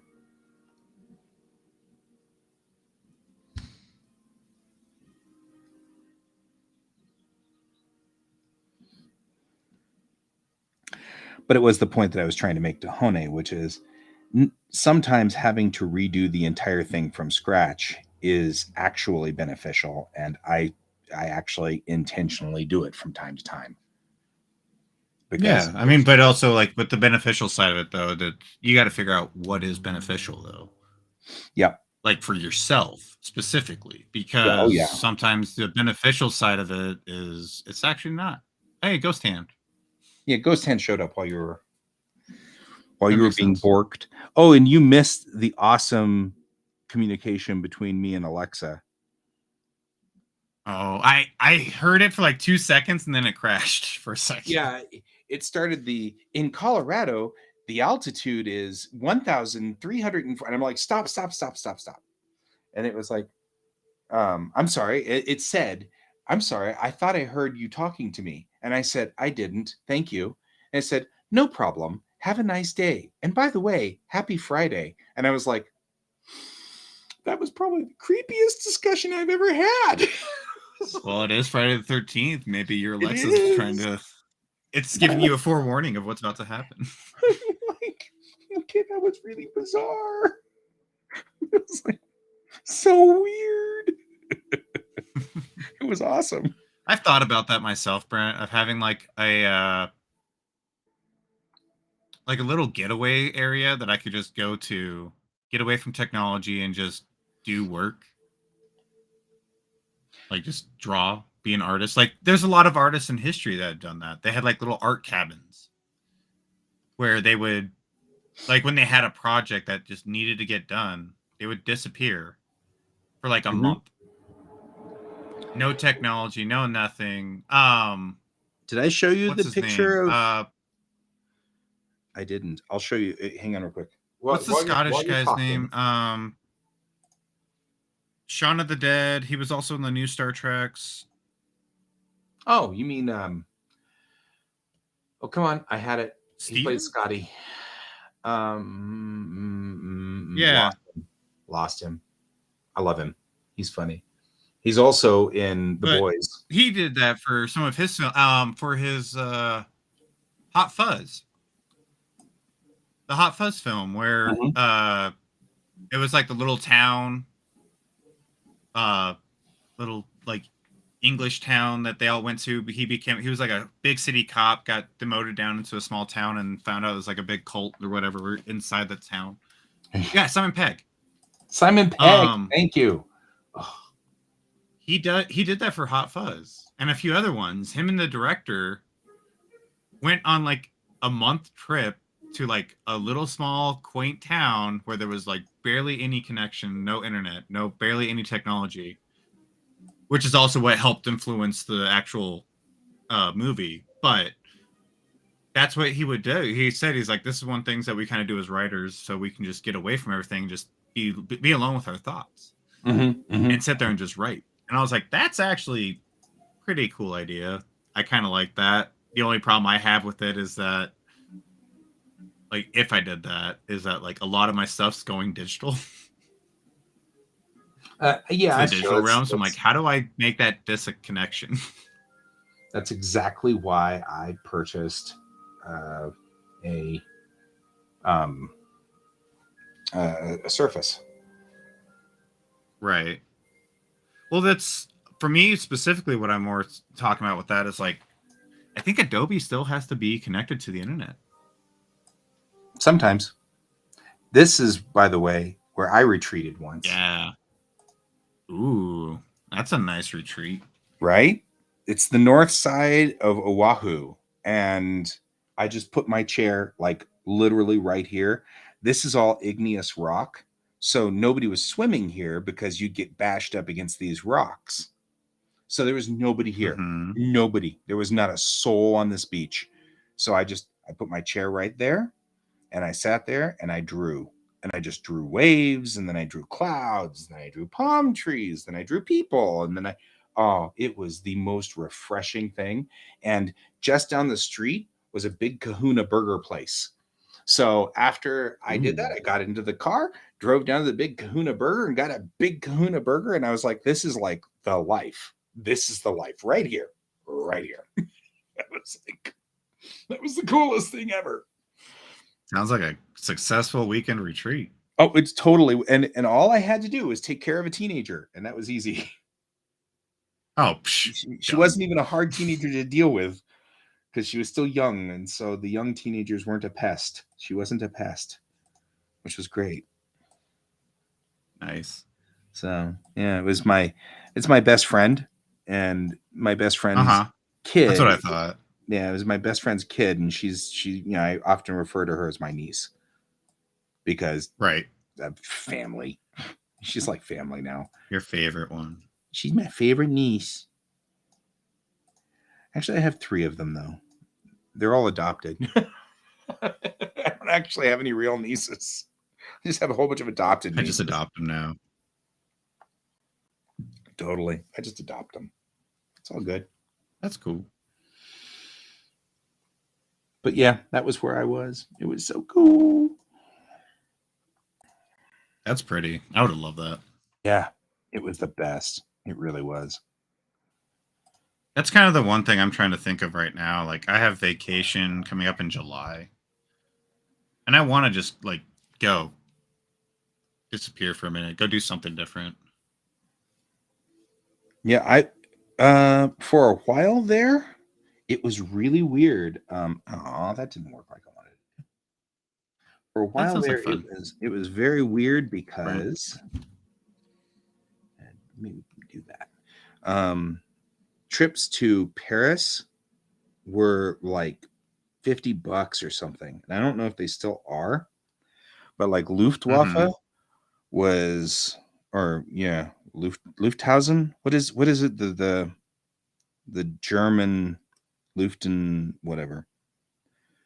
But they were because it's not Luftwaffe. Luftwaffe was the German Air Force.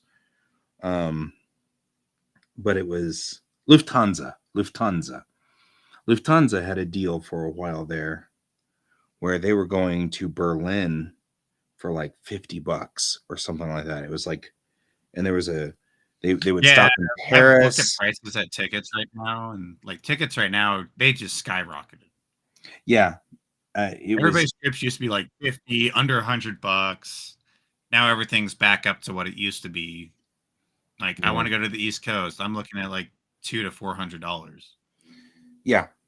Now it's better to drive. It's actually even better to drive to Paris at this point in time. Mm-hmm. It's so stupid expensive to go in there. You might as well just drive to Paris. You're gonna drown your car. Yeah. Even with gas prices, we're still gonna drive. Yeah. See, that's the part that's even crazier. Like, our gas prices the car out of the bottom of the ocean and repair it than it is to fly now. Yeah, like that's the crazy part is like our gas prices are outrageous right now, and it's still cheaper to go drive there. Like, you're actually contemplating, like, no, I would rather drive. Exactly. You know, that's always the crazy part. I don't get that one either.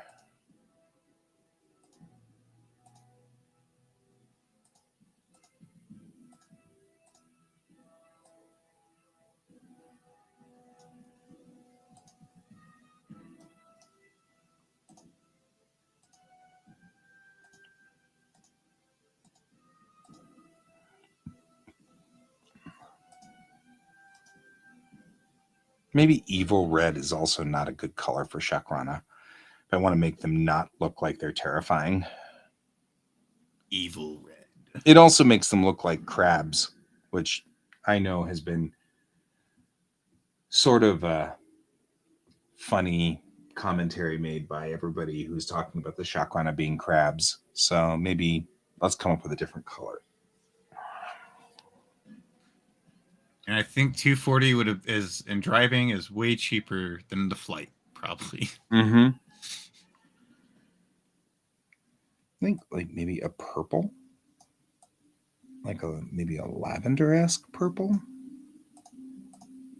So it is leaf here. Kind of interesting. Okay.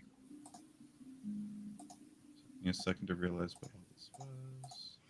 Right? Like that's not bad. Make him look like a.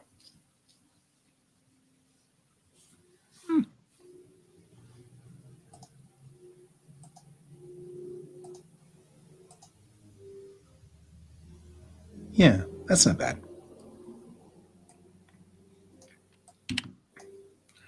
And then his little mouth thingies. I don't know, whatever you want to call them. They're receptacles. So, Receptacles.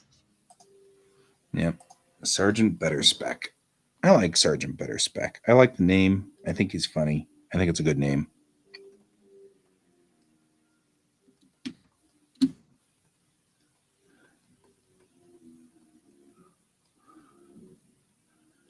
I feel like some of these are translated into Tamarbeshi, even though they are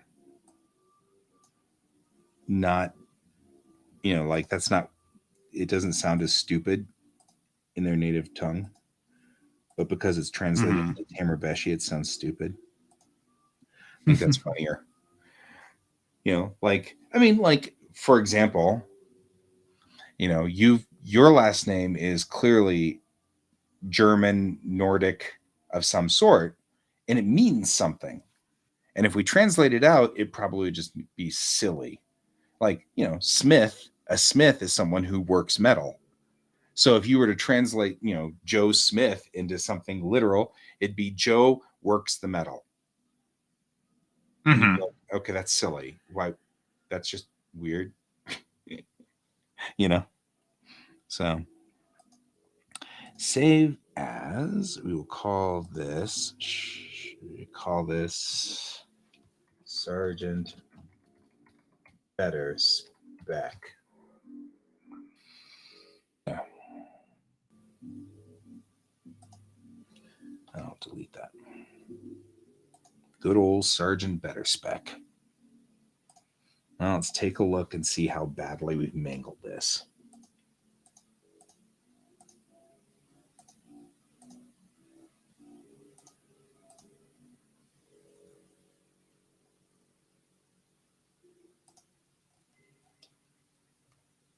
Work.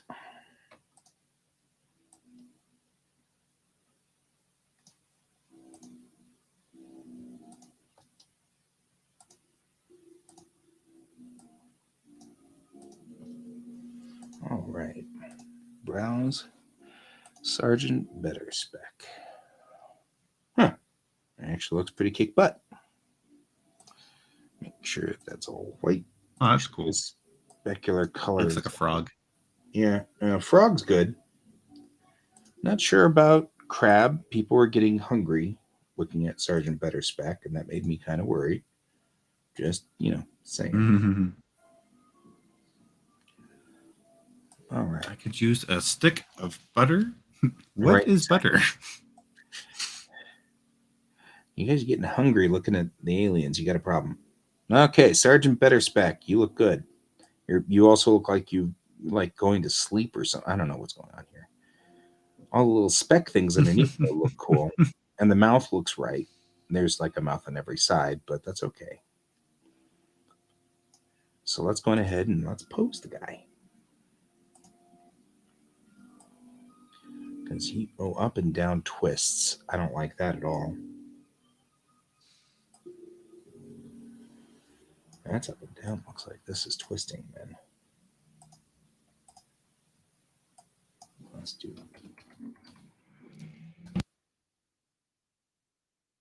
this is up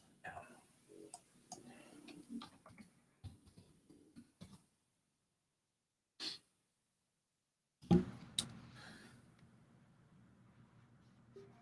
Yeah, they probably aren't good eatings. If they can survive hard vacuum, I don't think they're going to be pleasant creatures to eat.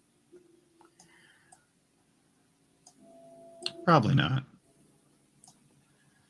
So the chakrana like to sit like at an angle like this, so that they're talking at people and standing up. So we're going to do that by the standard pose.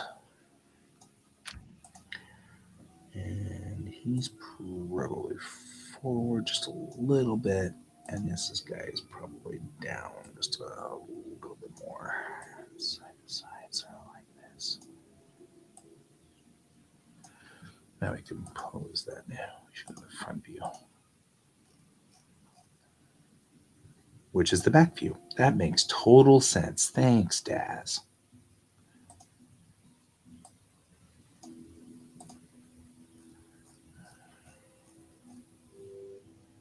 All right. I do believe, my friend, we have a legitimate chakrana here. Nice. And the first of my aliens is done. As long as he's legit. Yeah. Oh, wow. That's looking good. Look at that. Look at you. That's pretty kick butt. She's so cool. I adore her so much. Okay, so yeah. I love her character and her as an actress. Yeah, I think this is what we want.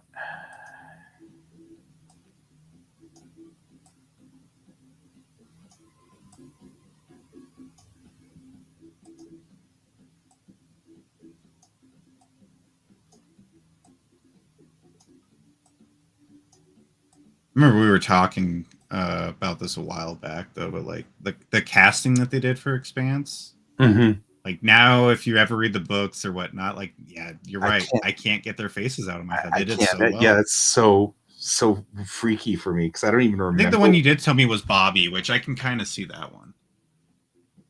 Yeah, but I mean, I have a hard time. I love the actress for Bobby. She does great. But I mean, like, as the actual, like, what they say about her and how she acts and whatnot, like, there's just like, they make her just seem so huge in the books. Right? She's massive. Well, and that's part of the problem is that no translations. The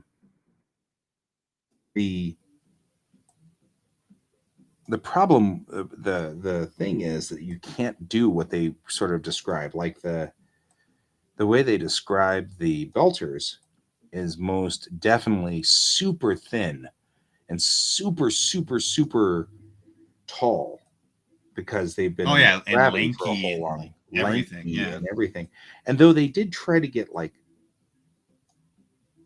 actors who were super lightweight and stuff like that, it still was hard for them to pull that off.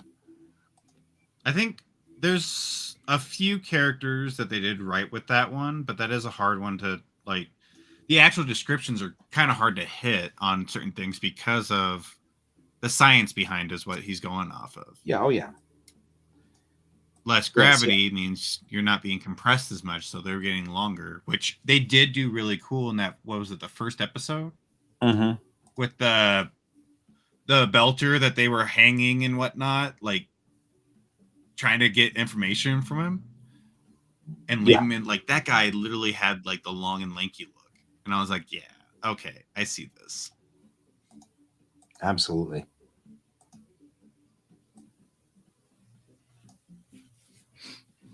It was hard for him to get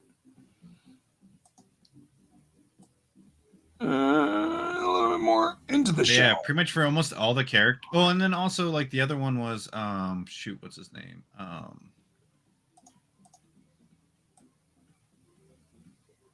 Fred? Fred Fred like, Johnson. He was Yeah, Fred Johnson, like in the show, he's too short, Yeah, I think so too. but he's still a great actor because like there's plenty of scenes in there where he's like he towered over this guy, and I was like, Fred towered what? And I was like, okay, wait, never mind. You're right. I could see how they this like bounce that back and forth, but they got a great actor to play him.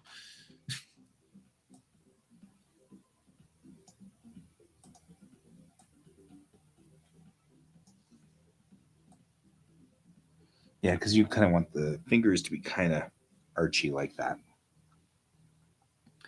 It gives it more. It's obviously doing a thing.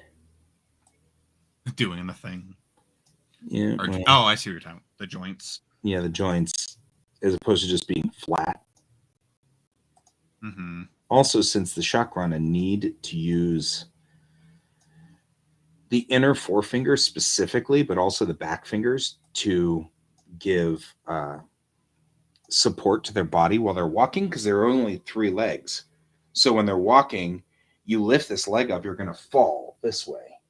So they need to use this finger. Well, it's also like humans with toes. You get rid of a toe, this finger you'll notice it. They're kind of walking with the inner finger kind of like this, so that they can keep balance. Mm-hmm. And their back fingers, so that whenever they bring up their back leg, they've got balance there too. Making him a cute, peaceful purple has not made him any less creepy looking. Which is fine. Yeah, that's totally what I'm after. He's sexy in his own way. He's sexy, man. He's sexy. We're okay with you, little Shakrana. You're okay, man. You're okay in my book. He does look like a frog here, though. But now he looks like he's a frog with chubby cheeks. Look at his chubby cheeks. Look at those chubby cheeks.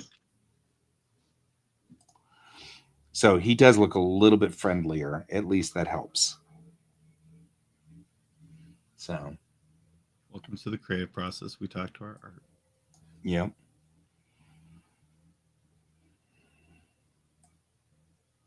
You know what we didn't do, though, is put all the rest of his uniform bits on. Dang it.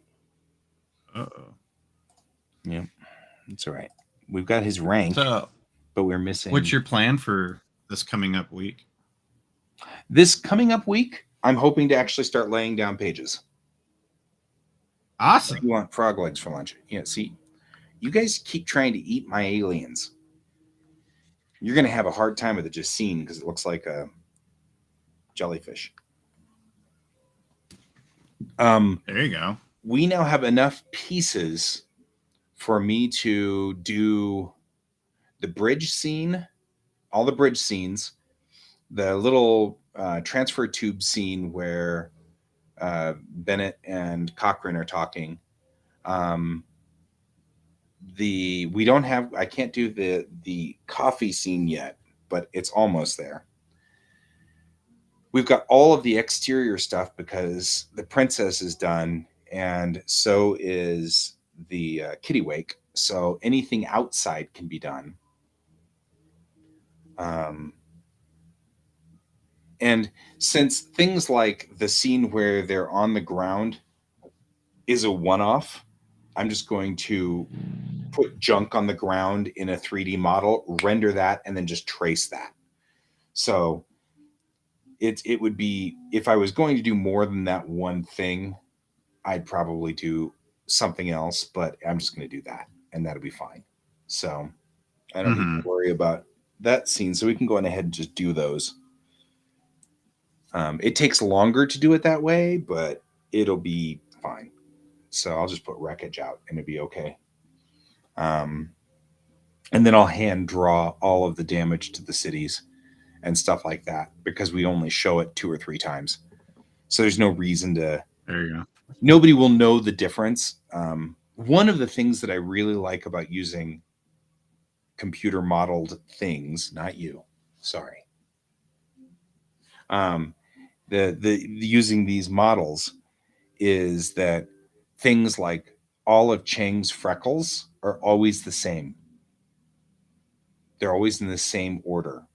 They're always in the same, and you can tell that. And it gives a real interesting deep dive feeling of continuity, which I think is cool. Like, It think is. about anybody who does a character in a comic book that has freckles.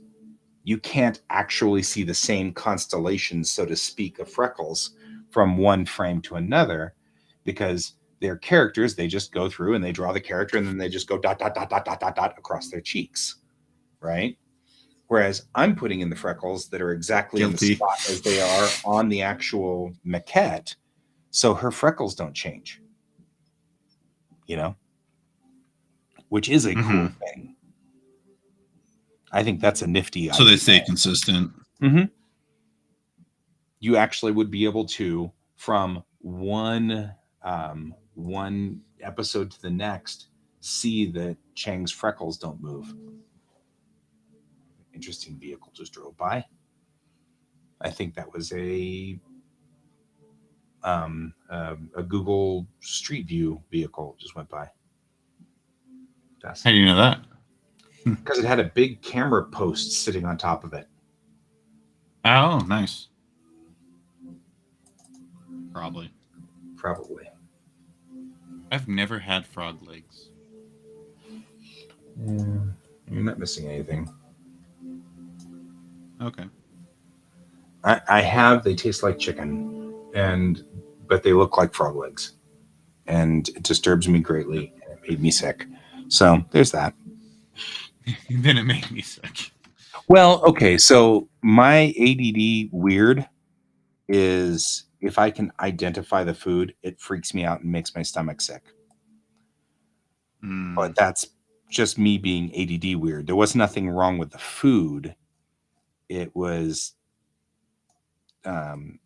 sensitivity. All the mental game. Yeah, it was a mental game. I freaked myself out. That's fair. I get that.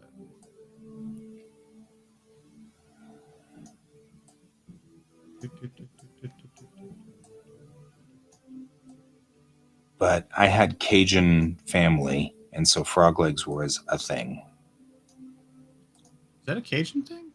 Yeah, it's very much so. Well, South. South. Yeah, South.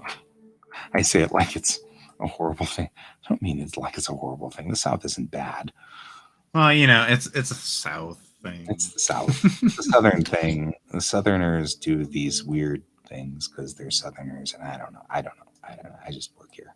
I mean, if you're in a highly population area of frogs and you want protein, It's a you would eat great frogs. source of protein. I mean, it really is, and that's fine. I personally just grossed me out like a lot. Mine is like my whole thing with the frog leg thing and whatnot, like frog legs and snails and all that, is that there's not much to it. Like I order it and I'm like, all right, I'm not going to be eating a lot, you know. It's a small portion. Yeah. I'm like, am I still going to be hungry after this? Probably. There we go. I don't know. Is this a shoulder? This is probably a shoulder rank. The reason I say snails was because in one of the show I watched last night, they were eating snails, and I was like, why? Like, I get it. I know it's like a delicacy or whatever, but like, it just doesn't sound filling at all. Yeah, I mean, I assume we eat a lot of them. Frog legs are also a French thing. Well, that's why. Okay, so deep history on U.S. culture. Do you know what the primary culture is for Creole, where they came from? That's why frog legs are a Is part that of it. France? Yeah. Actually, that French. also makes sense with their lingo as well. Yep, they're French. So frog legs are definitely a thing for Cajuns because Creole is Cajun. So, okay, better. I have fixed better specs uniform. He's now no longer out of uniform.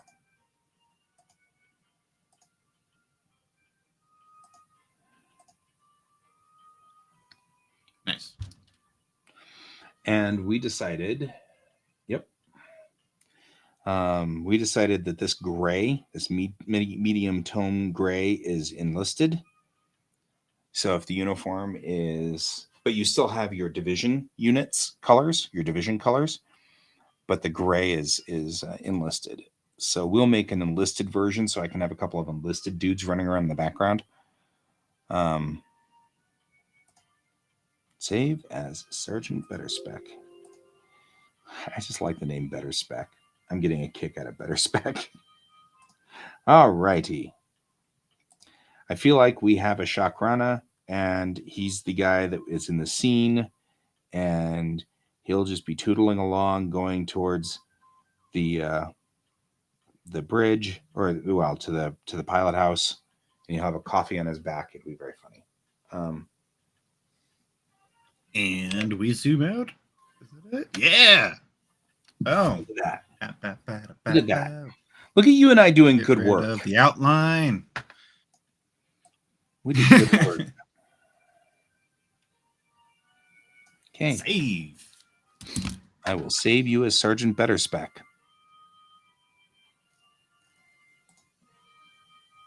I'll actually rename you too. With 4 minutes to go. All right. Look at us. I did a lot. I feel good. I just need to go in and variation of everything, and then go in with texture, which is all going to be on a Sunday. Save as scene subset, Sergeant Betterspec. Here it Apparently exists. tomorrow I'm not going to be doing much. Spectrum, yes. Perfect. But tonight, I will be on tonight, probably.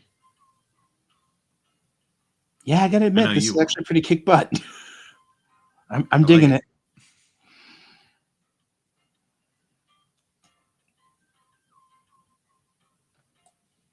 I'm not gonna lie. This looks pretty cool. Uh-oh, we're getting invaded by UFOs.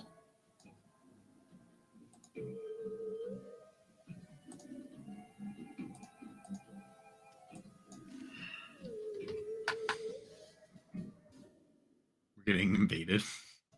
Yeah, I mean, listen to the music.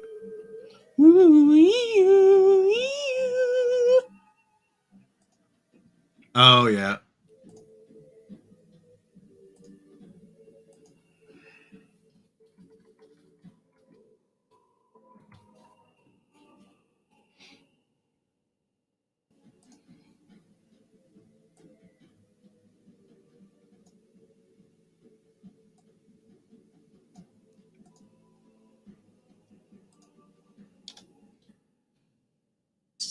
Actually pretty cool. Okay, I'm happy with my Shakrana now. He actually looks exactly like I saw him in my head. The first one, I was like, this is close. He's just not quite right. Oh, stretches. Yep.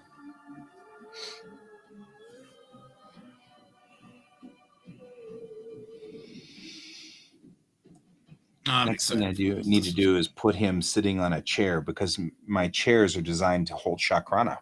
Did you know that? Let's see if I can find the furniture and see if I've got the Shakrana. And I'm out of coffee. Yep, I do.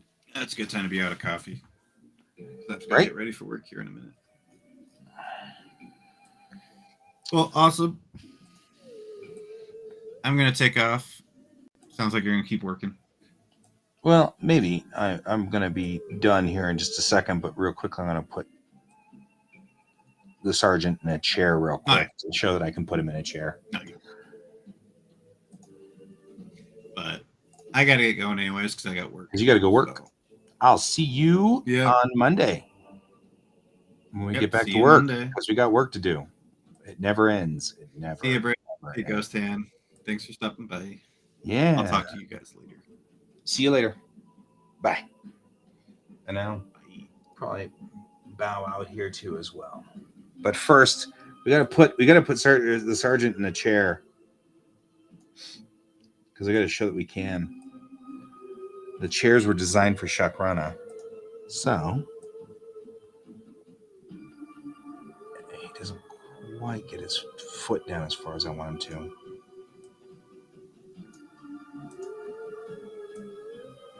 Kind of appropriate music for Shakrana, isn't it?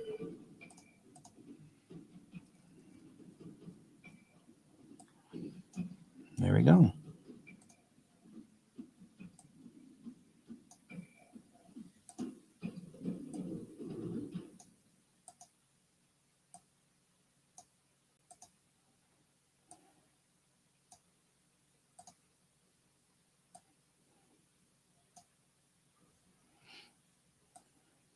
There.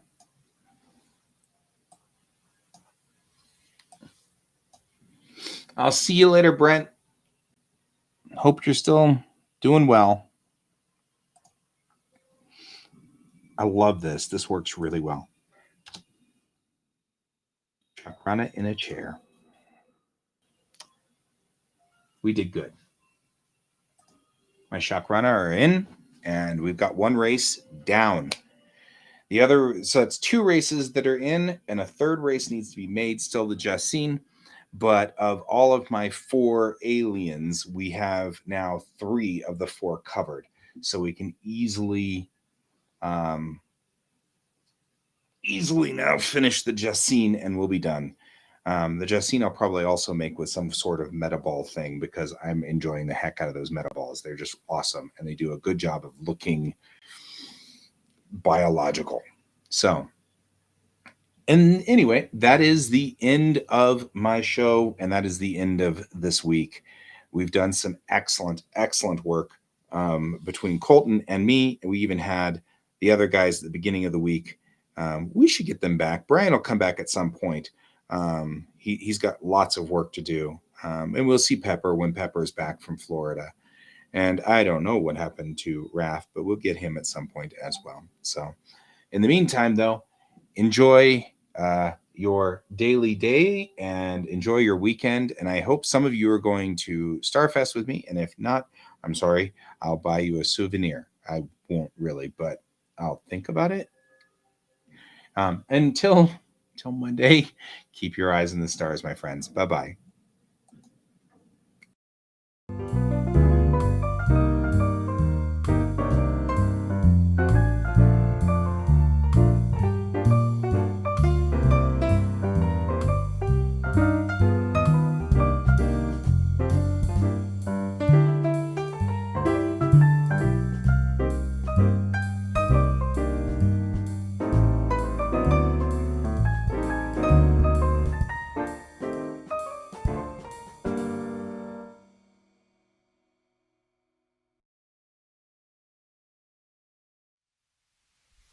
Computer, good night.